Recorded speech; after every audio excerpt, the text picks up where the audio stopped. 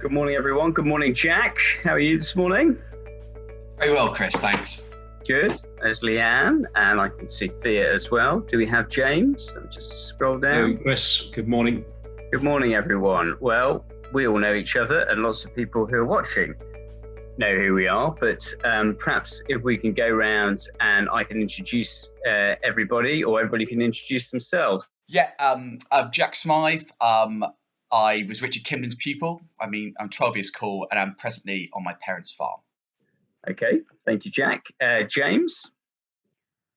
Hello, Chris. Good morning. I'm a repeat litigant in respect of national policy and repurposed as sort of a nascent researcher of virtual hearings and proper conduct in the new digital planning world. Very good. And Leanne, good morning.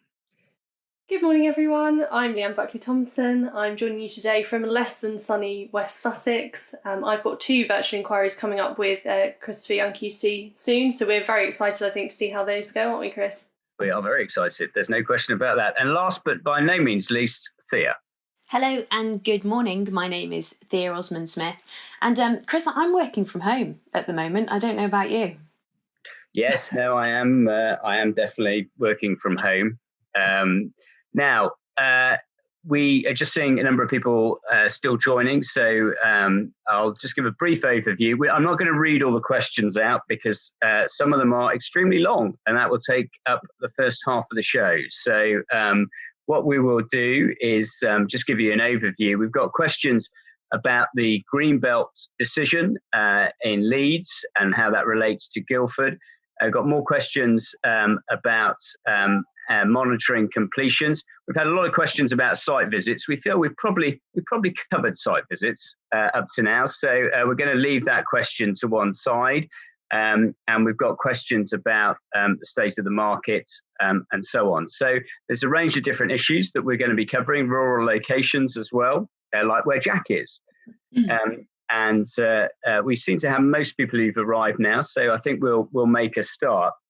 Now, the first question that we've been asked is from Richard Eyre at Baker Estates. And Richard's question is open market housing mix a reserved matter? And to what extent can LPAs dictate an open market mix on SHMA or other evidence collected at the local plan stage? And Thea, you're going to answer that one. I am, Chris. Yes, thank you very much, Richard, for that question. The answer is that housing mix can be a reserved matter, but only where there is a specific condition on the outline planning permission relating to housing mix, because a reserved matters application has to be within the scope of the outline planning permission. Now, the housing mix isn't part of scale or appearance of a development as defined by the DMPO, and that debate was addressed in a 2017 appeal decision of Inspector Zoe Reagan in Charnwood concerning an appeal by Bloor Homes. And what I'll do is I'll put the reference in the chat after I've finished speaking to that. Now, in terms of a local planning authority dictating the housing mix, that can be done where the mix is set out in adopted development plan policy. And for that proposition, see the case of William Davis against Charnwood Borough Council, another 2017 case, demonstrating that Charnwood is a hotbed for housing mix debates. But in that case, Mr Justice Gilbart quashed Charnwood Borough Council's new housing mix policy, which was contained within the SPD, on the basis that it should have been adopted as part of a development plan document following independent examination by the Secretary of State. And that was because Mr Justice Gilbart agreed with the group of claimants, all experienced house builders operating within the council's area, that the policy constituted a statement regarding the development and use of land, which the local planning authority wished to encourage during the specified period, and was also a development management policy which was intended to guide the determination of applications for planning permission. So accordingly, and in accordance with the 2012 local planning regulations, the policy needed to be adopted in a DPD rather than an SPD. Now, the housing mix policy was also found to be unlawful due to the failure by the council to undertake a viability assessment of the policy before the SPD was adopted. Economic arguments were important both at the stage of policy formulation and at application stage. And in that case, the local planning authority didn't assess the economic viability of the proposed mix before the policy was adopted. And that could, of course, frustrate the delivery of much needed housing. And so the relevant housing mix policy was therefore quashed. Good. Thank you very much, Thea. James, your thoughts on this, please? Yes, Chris. So I'll deal with the second part of the question about the SHMA. The SHMA is not a development plan document. It's simply a material consideration. Now, the LPA may often try to treat the SHMA housing mix as definitive, almost in the manner of a DPD policy or SPD text. But unless the DPD policy makes express provision, then that document is simply part of the evidence base, and it will get older and less relevant each year. So in summary, when you assess a SHMA document of this kind, ask the following 5 questions. How old is the SHMA? When was the evidence base drawn up? Has there been any intervening demographic data? Has national policy or guidance changed? And finally, is the LPA preparing a new SHMA? And working through that approach, you can start to focus and formulate an argument as to why the SHMA was simply a snapshot in time and should no longer be followed. And there are other similar approaches which might apply, including assessing the geographical range of the document, or the quality of the whole plan, or the policy-specific viability assessment. So as always, take a structured approach. Good. Thank you very much, James, for that. Now, our second question comes from Danielle Bassi of Taylor Wimpey. Good morning, Danielle. Your question is, COVID-19 is likely to give councils a get-out-of-jail card in terms of achieving their housing delivery targets. But she asked, what approach do you foresee for local plans coming forward? Is it likely to cause a backlog, or will the shortfall be written off because of the extraordinary circumstances? And Jack, you're going to answer this. I am, Chris. On the supply side, in the short term, not much is likely to change. As I've explained in the previous seminar, most local authorities assess their housing supply in the annual monitoring report in April of each year. So in these circumstances, the full implications of the lockdown and recession will only be reflected in the AMR of 2021. So this provides local authorities with a period of grace before they are tipped into deficit. The extraordinary circumstances now pertaining will not provide local authorities with a get-out-of-jail-free card, and nor will they be able to write off their supply. The fact that the build-out of sites is constrained for reasons beyond the control of local authorities is not relevant. The government requires local authorities to meet their housing requirements in good times and bad. I expect that when the next round of AMRs are published, the vast majority of local authorities will be unable to demonstrate a 5-year supply. In terms of local plans, the recession is likely to reduce the demand for homes, or rather reduce the pace of an increase.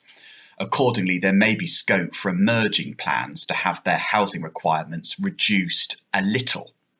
The extent to which the impact of COVID affects household projections will depend on a host of factors, including the extent to which the recovery is V-shaped.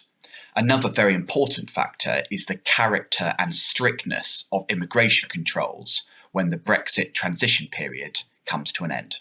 Yeah, that's a very good point, actually, about the controls of people coming into the country and leaving the country as well. Yeah, I mean, my thoughts on this issue is that the government is very clearly committed to housing delivery. Whatever you pick up from the messages from Robert Gendrick about wanting zoning, I think they want a planning system that just delivers more. However we get there, we don't yet know. And certainly a lot of what's been discussed is just early thinking. But they are absolutely committed to delivery. So I think that there won't be, or is unlikely to be, much sympathy with local authorities. Added to which, I've been out on site visits quite a lot in the last since the last episode, speaking to a lot of house builders. There's been an absolute explosion of pent-up demand. in terms of people visiting sales outlets. Now, we don't know how long that's going to last, but certainly what appears to be happening is we're getting a bounce back of the type that Christina Downs, the inspector in the 9 Mile Ride inquiry, identified when she was reluctant to make any real reduction in terms of the supply, although she suggested one might make a reduction. So I think we're going to see the government completely committed. And to answer your question specifically, Danielle, I think it will be seen as just a bump in the road, particularly in the context of local plans. Now, our third question is how can we monitor completions? And James, you're going to answer this. Chris, yes. So the PBG describes housing completions as including new build dwellings, conversions, changes of use, demolitions and redevelopments. So for current purposes, I'll focus on new build dwellings with a particular focus on houses rather than flatted schemes. And I'll also approach it from the perspective of an LPA housing monitoring officer, although there are, of course, crossovers with any development industry representative who's trying to identify what the council are doing. So at present, the principal ways to monitor completions are basic, and we might almost call them analogue. Check the building control records, write to house builders and ask about progress, and verify all of that through driving past the site. And it should be noted that all of these can still be done during lockdown. The question, of course, is, can it be done better in the near future? And the answer, of course, is absolutely. Each property should be given a unique property reference number, UPRN, and that includes plots with undeveloped units, which are then converted into houses in due course. Secondly, a house builder's or an owner's notification to the local authority, for example, building control or council tax, could be automatically updated to a single ledger. And finally, rather than driving past the site, satellite imagery or drone footage could be used to verify the numbers on site, and with a good deal of automation in that respect. So I'd highlight in particular the work done by Waltham Forest Borough Council and the Connected Cities Catapult team, who've recently been discussing this and their findings in that respect. So until the system is completely reformed, you can still put in measures which approximate as near as possible to the above. So organise your development sites using a clear numbering system. Ask house builders to update you on completions on a weekly or monthly basis, perhaps using automated emails, automated chases. Explore automatic notification systems from other parts of the council. In summary, if you approach monitoring as an automatable process, and if you plan that method now, it will save enormous amounts of time in the future. Good. Thank you very much, James. And I would, in response to that, I would simply agree with what you're saying. Right, we move on to our fourth question. And our fourth question comes from James Bryn of Mode Transport. Now, James, is a very long question, but I am going to read it all out, and then I'm going to turn to Jack to answer. It's a question about development in rural areas and the compatibility of national policy and plans. Now, with regards to development in rural areas, the question is what weight can be given to the paragraphs in the NPPF about accessibility when viewed against local policy on accessibility. And what James is finding is a lot of local authority policies are much more strict and don't take account of the guidance, particularly in paragraphs 84, 103 and 108 of the NPPF, which adopt a more flexible approach. And his question is also to ask what approach to be taken to public transport. Jack, your thoughts on this? Yes, Chris, it has been a deliberate policy of government to loosen the expectations of accessibility in rural areas and make it more difficult for decision makers to refuse applications on the basis of a highways objection. The policy test is unambiguously tough. A planning application may only be refused if either there's an unacceptable impact on highway safety, so that's usually to do with visibility displays at junctions, access roads, or secondly, the cumulative residual impact on the road network is severe. So it can be seen that the government anticipates that proposals will be approved which give rise to a harmful impact, provided that this is not unacceptable or severe. So as a matter of principle, if the wording of the accessibility or highway policy in the local plan is more strongly worded than in the framework, such that it is inconsistent with it, national policy will trump the development plan policy in that particular respect. Planners are accustomed to making changes to a proposal to enhance its sustainability credentials. This task has an even greater resonance if the location of the development itself is intrinsically unsustainable on account of its remoteness. It is advisable to alter the design to make it as environmentally friendly as possible, including high-quality insulation, natural ventilation, solar panels, and electric car charge points. These elements are likely to have a modest positive effect on the overall planning balance. They are unlikely to be sufficient to transform an unacceptable development into one which attains planning permission, but it could tip the balance for a scheme teetering very close to the line. Finally, the question queries whether the current move away from highly congested public transport could herald a more permanent shift away from reliance upon traditional public transport. My answer is a resounding no. 88% of the area of the British Isles is undeveloped. For a small country where the population is highly concentrated, bus and train travel will have a vital role for the foreseeable future. Good. Thank you very much indeed for that, Jack. And over to Thea, your thoughts on that? Yeah, well, like James, I often think that little regard is had to the definition of sustainable transport modes in the glossary of the framework. But perhaps that's because developers and promoters don't often make much of a case about low and ultra-low emissions vehicles and car sharing, and also because it's very difficult for developers to control that in any event in terms of the modes of transport that future occupiers of the development are going to use. As I've said in previous episodes, I think that one lasting impact of the present crisis is that we're all going to be working a lot more from home, and evidence will emerge in due course that shows a change in commuting patterns. Even for barristers, I think that some hearings are going to continue being by phone or video. And so in future, assessments of the sustainability of rural locations might, for example, have regard to home working evidence, or the provision of rural business hubs for larger developments where residents can go and use all the facilities they need without actually having to attend the office.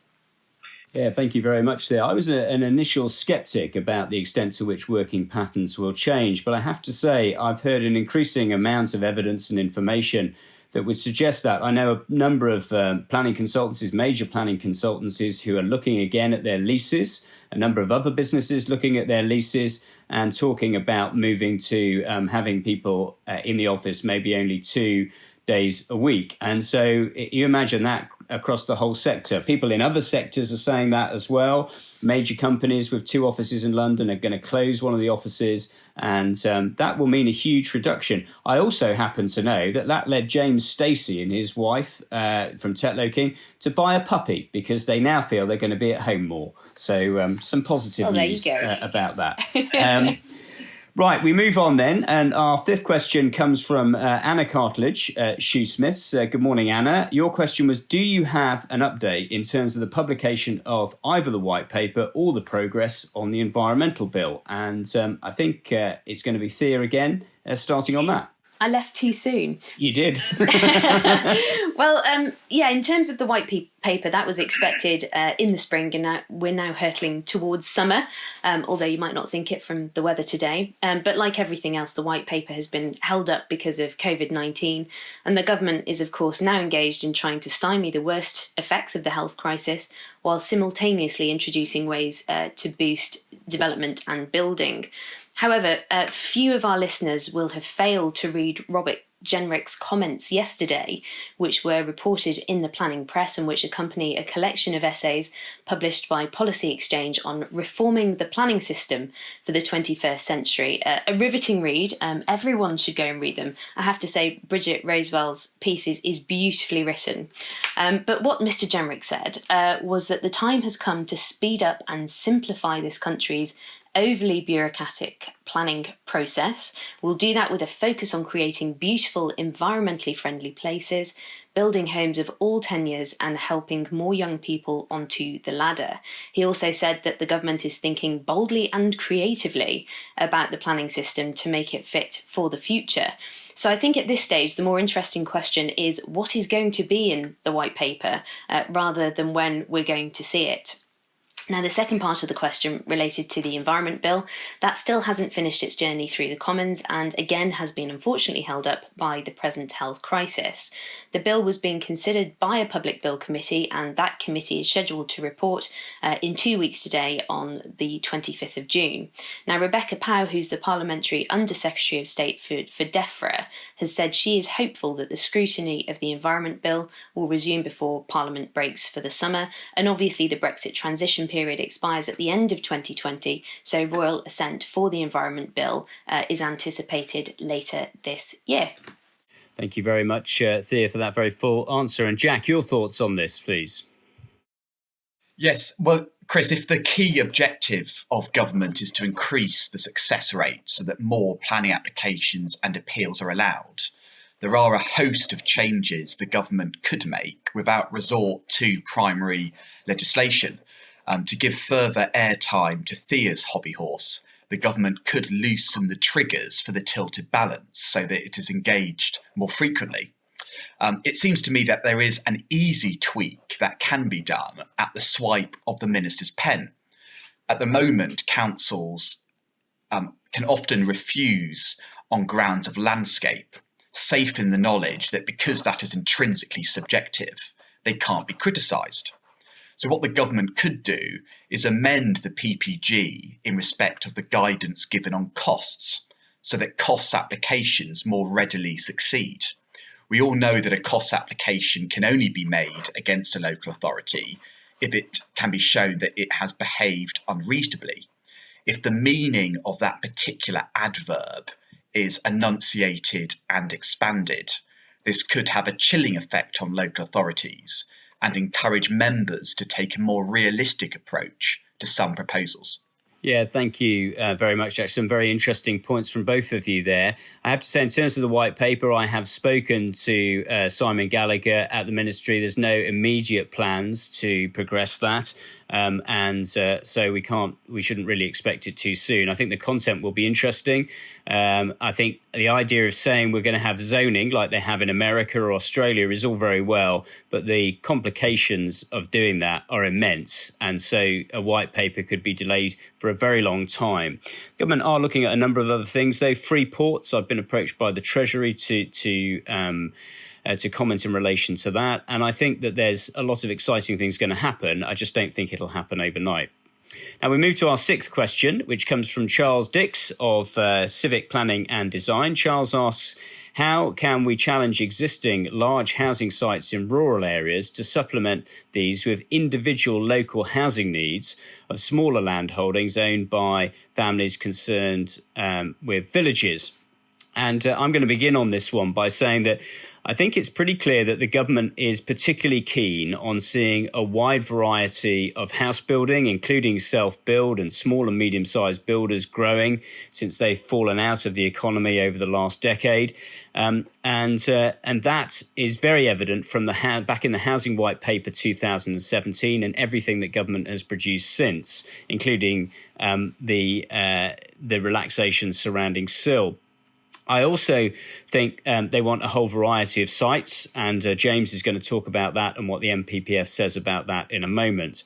But it's increasingly the case that inspectors are noting that rather than just having enough housing to meet your housing requirement, it would be useful to have reserved sites. And I think this is where, at local plans, a lot of developers should be saying, fine, have your large sites on the edge of town or even new settlements, but you need a lot of reserve sites in case that doesn't happen. That's a feature of the inspector's report from North Essex, the North Essex Joint Strategic Plan, which concerned the new settlements. And what developers need to be saying is smaller oven-ready sites should be made available. And if those are ones promoted by people in the village, then obviously there's neighbourhood plans, but it can be done through the local plan route as well. James, who appeared momentarily there and then disappeared, I'm just going to see if James can come back. And He's definitely back, Chris. Yeah. Hi. Your thoughts on this, please? Yeah, so I just go straight to the MPPF text, paragraph 68 and 69. Both of those promote small and medium-sized sites. And we see in paragraph 68 this recognition carrying forward the previous housing white paper of the importance of the contribution from sites of this kind to meeting the housing requirement in terms because they're often built out relatively quickly. And hence we have that target of 10% of sites if no larger than 1 hectare. And then paragraph 69 applies the same policy support for neighbourhood plans. But I think it's important, just looking at the way in which the question was put, it's important to note, of course, that local housing need remains an LPA-wide category. And the purpose of diversification of supply is not to tie the housing to those with individual local household needs. It's to ensure that everyone has high quality housing. Good. Thank you very much, James. Okay, well, we move on to our 7th question. And this comes from Karen Tate, who is a freelance planning consultant. Karen asks, the advice from government in relation to SIL is that councils should consider being flexible and delay collection dates should be postponed to assist developers.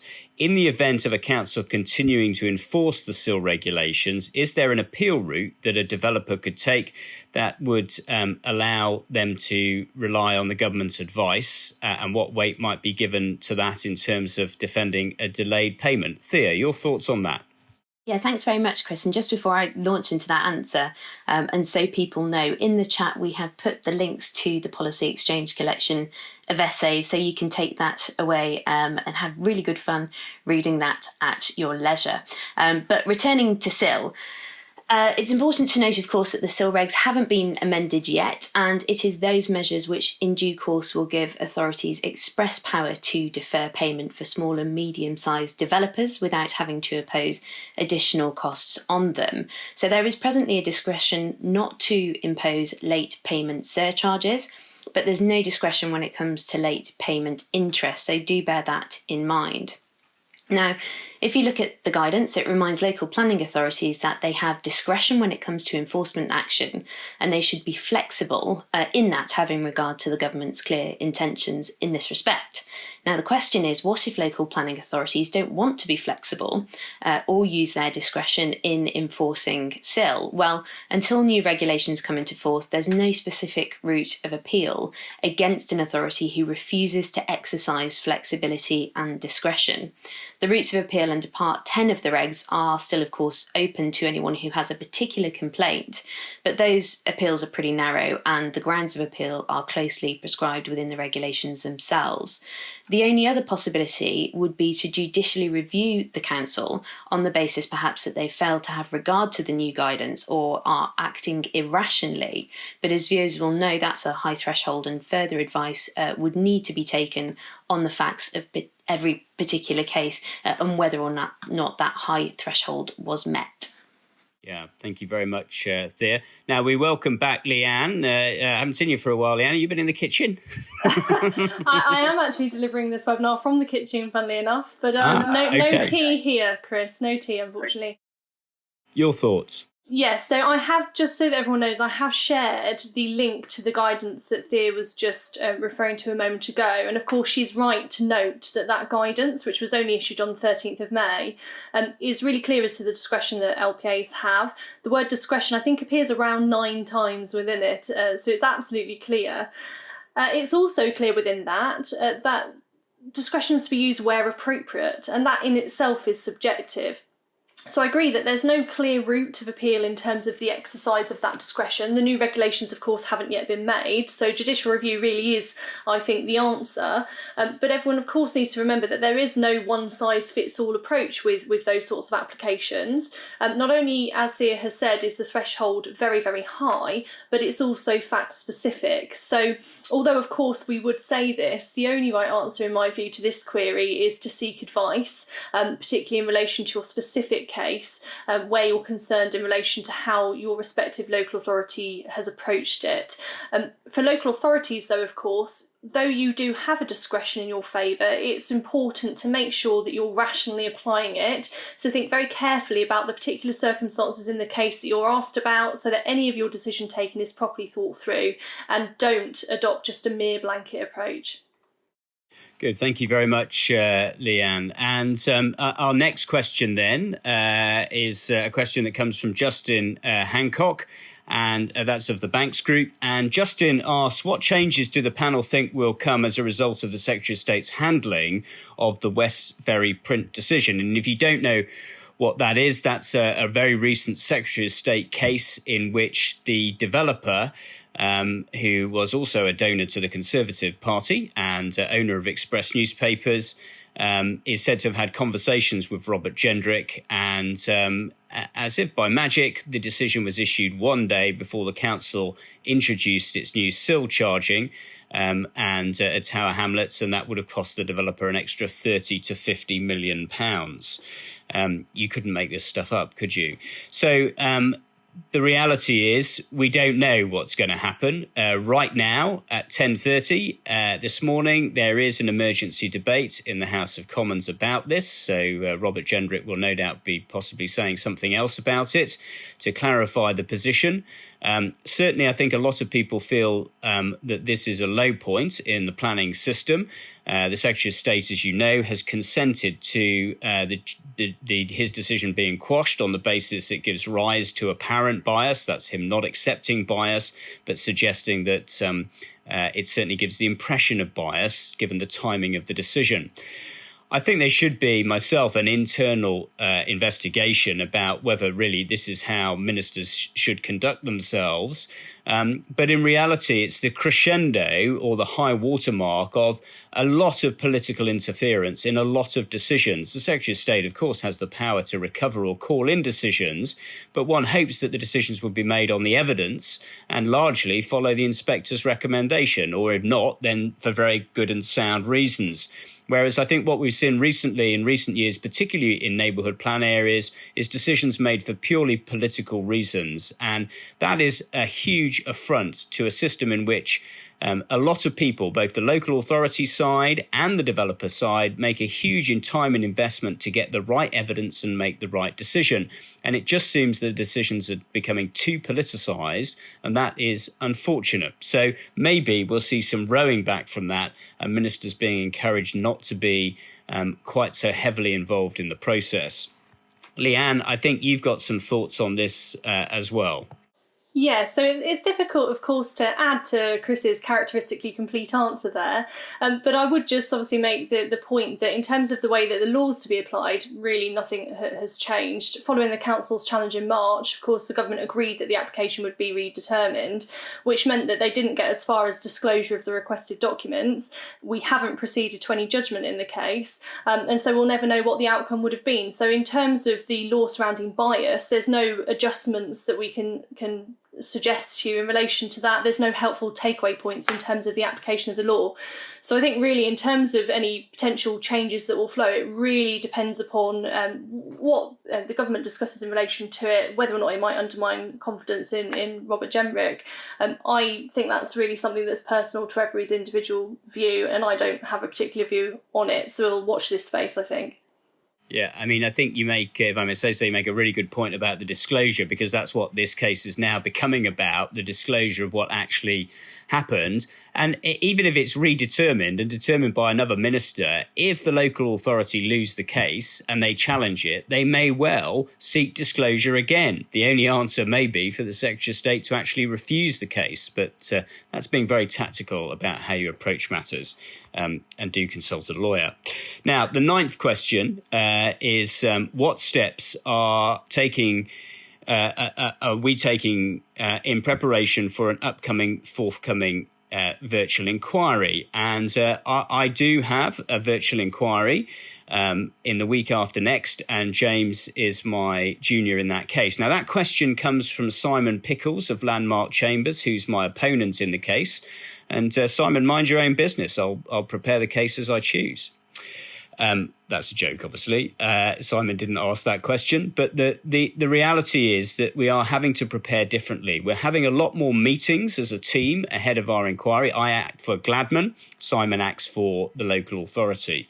And what we're doing is having a lot of quicker meetings, shorter meetings on issues, because we've all got used to using Zoom and Teams. So that makes it very easy to have a quick discussion. Somebody raises a point, and then instead of all the endless emails, we just say, well, why don't we just have a quick Zoom?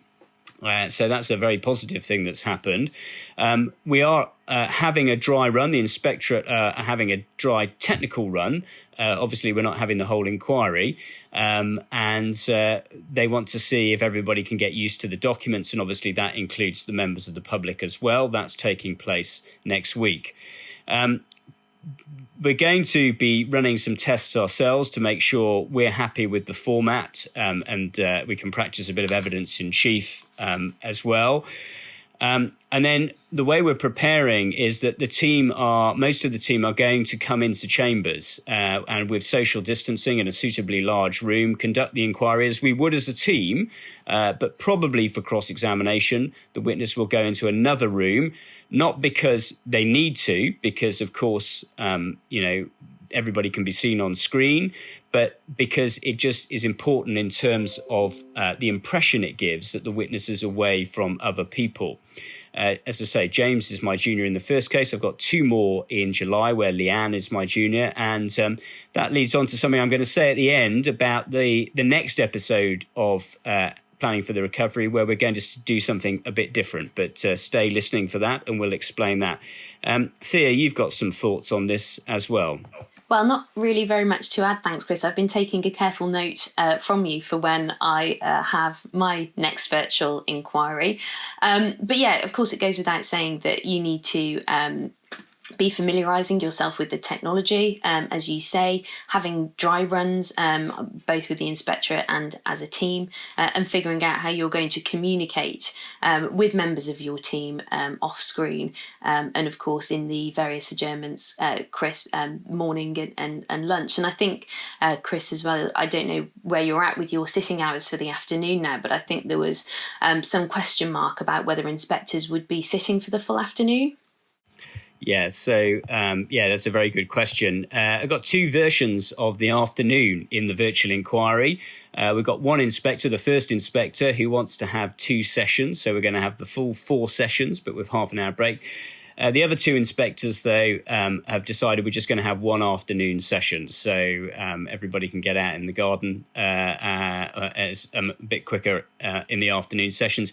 I don't know. Of course, there's always time pressures at an inquiry. And if we're running short of time, we might find we carry on and keep going. But certainly that's the intention for now. Thank you very much, Thea.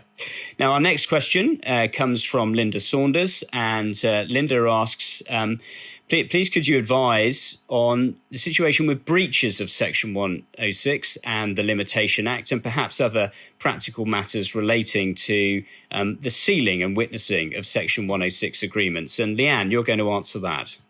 I am, Chris, and I'm going to keep it as short as I possibly can. But of course, this isn't really a straightforward answer, particularly for a short segment such as in this episode. It could take up a full, detailed written advice.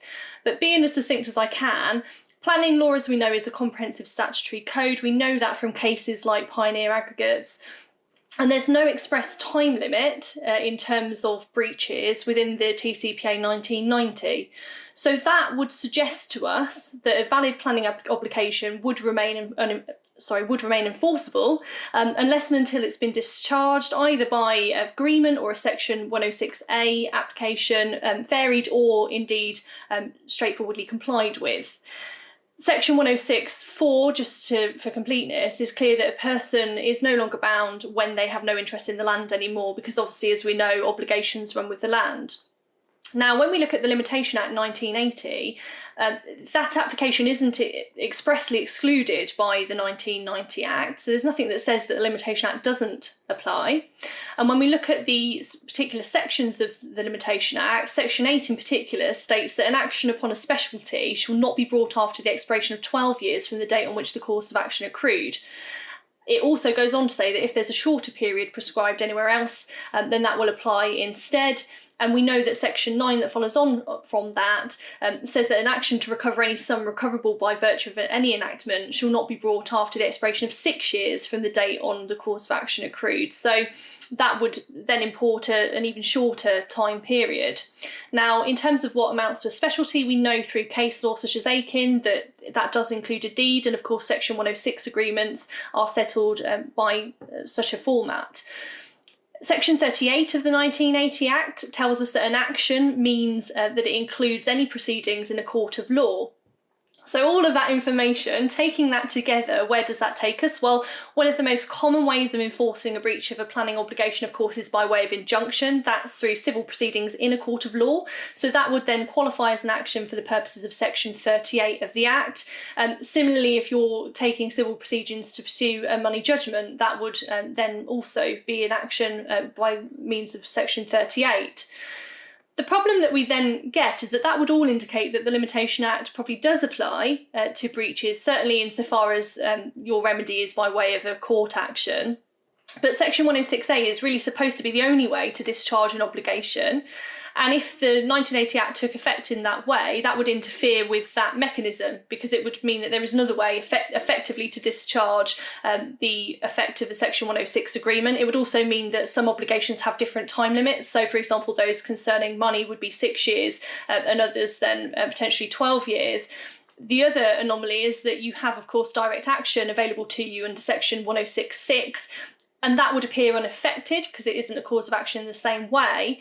But that makes little sense because, of course, direct action is much more draconian, what one would suggest, than something like proceeding to try and obtain an injunction. So all of that considered, I personally am of the view that there are strong arguments to suggest that the 1980 Act time limits aren't applicable because of planning law being its own statutory code. But it's, of course, advisable not to wait and see. Why test it?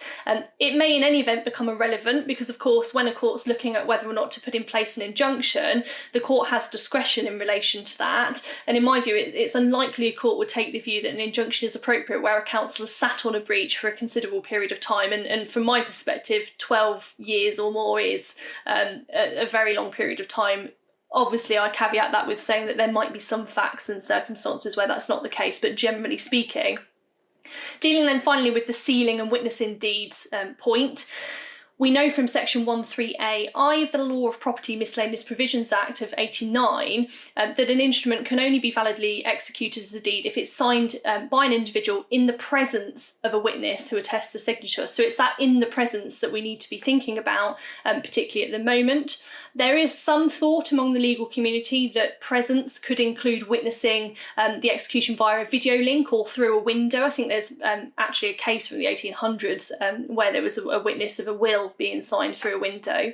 But you need to be really mindful, of course, of the possibility of any future disputes as to whether or not it was truly in the presence of the witness and if it's validly executed. The person witnessing would need to be able to see the document that is being signed beforehand. It would need to be able to see the signature actually being applied to that very document, and there need to be no doubt as to what has been witnessed. So if you were to go down that route, my advice would be that you need to have evidence such as a recording or something like that to show how the process unfolded. But ultimately, advice I think really does still need to be to execute a deed in the physical presence of any witness. And that could be achieved with social distancing. If you sort of think about how that process might work with, I don't know, a table in the middle with the deed on, everyone sort of has an opportunity to go and see it, but maintaining the 2 metres. Yeah, absolutely. And if you want to pass the document over, just go and buy one of those large pizza oven things that you can put stuff in. You can pass it over that way. Thank you very much, Leanne. Some very good advice there for you, Linda, provided by Leanne for free. Jack, your thoughts, please. Yeah, Chris, I've got nothing to add to Leanne's articulation of the law, but I thought I would give listeners the benefits of my experience in practice. In recent years, I've done a couple of cases on behalf of local authorities seeking to enforce the terms of Section 106 agreements. One was to recover a financial contribution owed, including interest, and the other involved securing the transfer of a piece of land to be laid out as public open space. The procedure is simple and straightforward. You simply, if you're the local authority, issue a Part 8 claim form with a witness statement. And the witness statement just needs to do 3 things. It needs to append the Section 106 agreement. It needs to show that there's a particular element which has not been complied with. And thirdly, you need to append correspondence to show you've tried to chase and asked it to be remedied, and they haven't. So it's really straightforward. In my 2 cases, neither went to trial. After the defendants had been served with the claim, they saw the writings on the wall and they capitulated. So the council got what it wanted without having to go to a hearing. Well done, Jack. And some really helpful practical advice there. Thank you very much indeed. Now, our next question is from Ruben Bellamy of Lone Star. We love Ruben on this show. He's a friend of the show, we like to think, and comes up with some fantastic questions. This question is, do the Greenbelt judgments in Guildford and Leeds conflict, or are they perfectly aligned? James, your thoughts on this? Chris, yes, so having acted in both Guildford as your junior and in the recent Leeds case unled, I've considered the judgments in both cases. My view is that the judgments do align because they are ultimately dealing with different grounds of challenge and different factual backgrounds. In Guildford, the 3 different claimants were making a frontal, all-out attack on both the council's firm resolution to allocate housing in the Greenbelt sites and the inspector's equally clear decision that exceptional circumstances were met for that Greenbelt release. In Leeds, the claimant attacked a council that had changed its view on the housing requirement and therefore decided already to remove a large number of the Greenbelt allocations. And so the grounds that succeeded were only those which related to the adequacy of the reasons given by the inspectors, plus a very closely related error of fact in respect of how the windfalls have been taken into account. Now, Guildford remains a really helpful judgment on the principle that housing needs and a potentially endless range of considerations may amount to exceptional circumstances.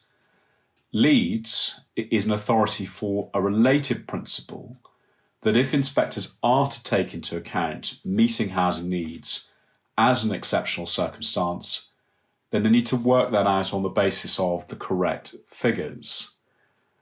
So therefore, there's been no rowing back from Guildford and the Leeds judgment, simply an endorsement of the Guildford judgment's core principle that exceptional circumstances will always be a question of planning judgment.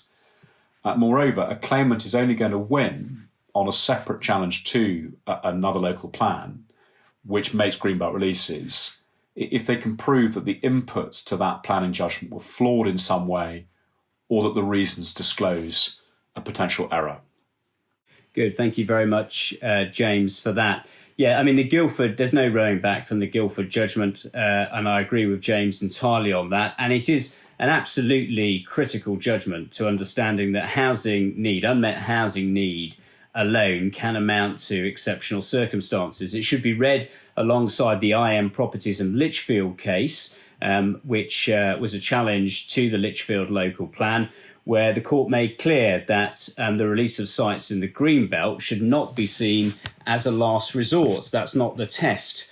And that was evidenced recently by the Secretary of State for Transport's decision on the West Midlands Strategic Freight Interchange, where he rejected a non-Greenbelt site as an alternative following the inspector's recommendation. The site that was outside the Greenbelt was just north of Penkridge on the M6 junction, but the Greenbelt site was accepted on the basis that landscape and amenity issues can be sufficient to outweigh the fact that a site is in the Greenbelt, and that was the outcome of that decision.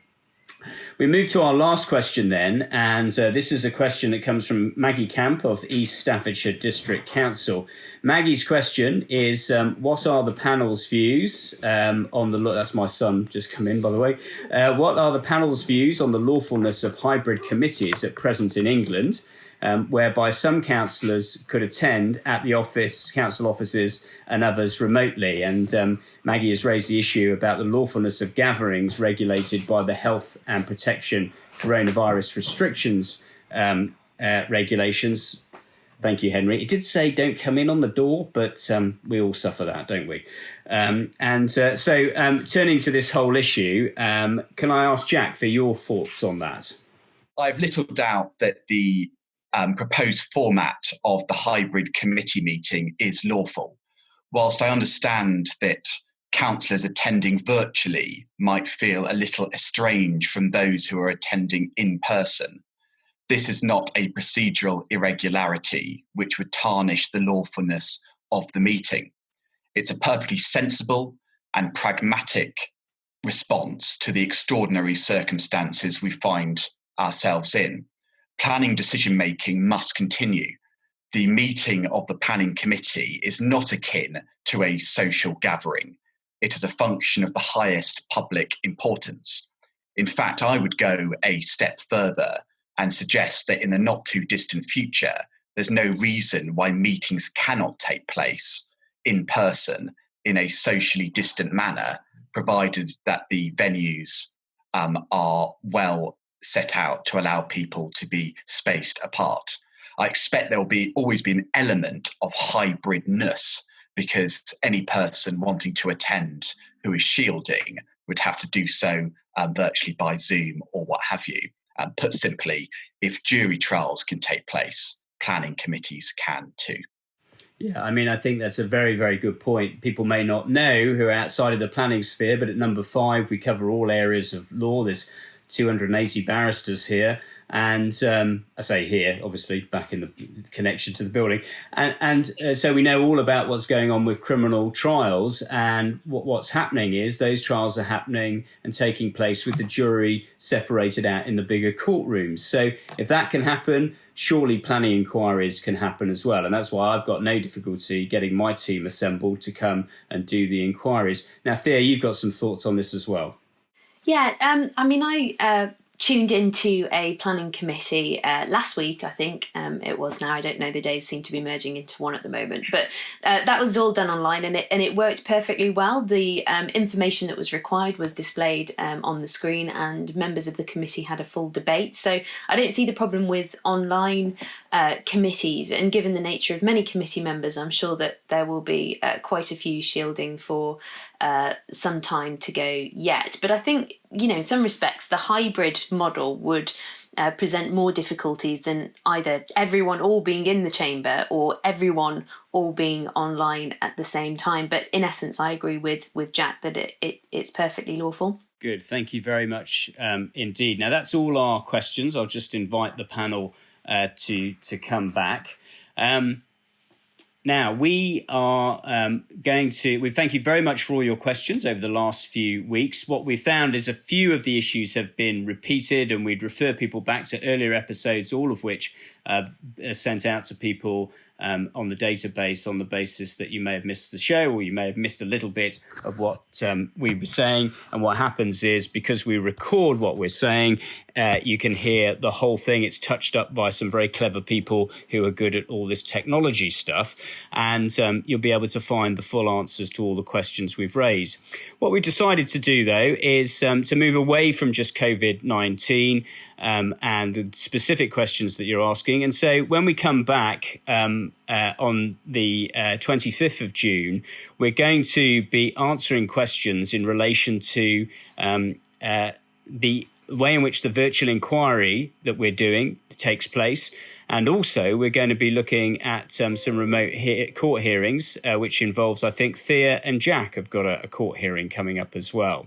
Now, the slight difficulty is that James and I will be in an inquiry when we have this regular slot. So we're going to have to look at a different time, because we are going back to work, as it were, and I think we're quite pleased about that. But we want to focus the next session on what an actual virtual inquiry and an actual court hearing is like, as well as address the issue of the policy exchange documents and what we think is going to be arising there. Now, do send in your questions about any of those issues, but that's what we're going to focus the next event on. Thank you very much for joining us, and on behalf of all of us, goodbye and see you next time. Bye. See you next time.